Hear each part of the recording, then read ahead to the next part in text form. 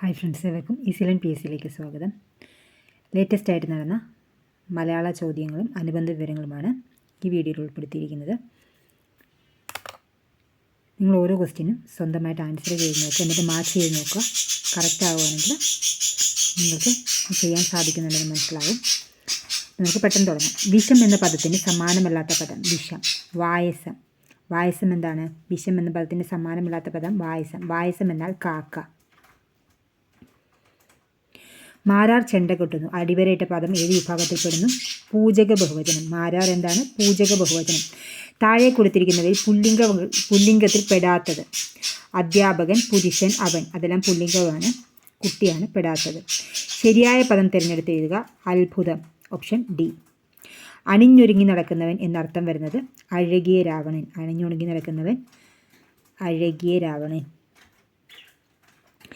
താഴെ കൊടുത്തിരിക്കുന്നതിൽ ഭൂമി എന്നർത്ഥം ലഭിക്കുന്ന പദം ക്ഷിതി. ഭൂമി, ക്ഷിതി.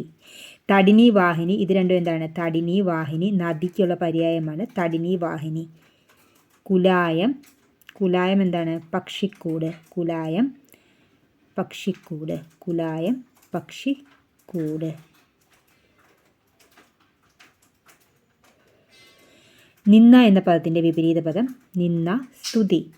കാറ്റുള്ളപ്പോൾ തൂറ്റണം എന്ന ചൊല്ലിൻ്റെ അർത്ഥമെന്ത്? അവസരത്തിനൊത്ത് പ്രവർത്തിക്കണം. താഴെ തന്നിട്ടുള്ളവയിൽ ആഗമസന്ധിക്ക് ഉദാഹരണം വഴിയുണ്ട്.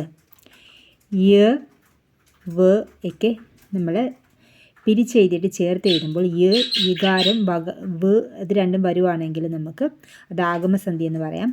വഴി പ്ലസ് ഉണ്ട്, വഴിയുണ്ട്, യ വന്നു, അതുകൊണ്ട് ആഗമസന്ധി. യഥേഷ്ടം. യഥാ പ്ലസ് ഇഷ്ടം ഇന്ന് ചേർത്ത് എഴുതിയാൽ എങ്ങനെ വരും? യഥേഷ്ടം. Option B. നിങ്ങൾക്കിത് ഉപകാരപ്പെടുമെങ്കിൽ തീർച്ചയായും ലൈക്ക് ചെയ്യുക, ഷെയർ ചെയ്യുക, സബ്സ്ക്രൈബ് ചെയ്യുക. Thank you for watching.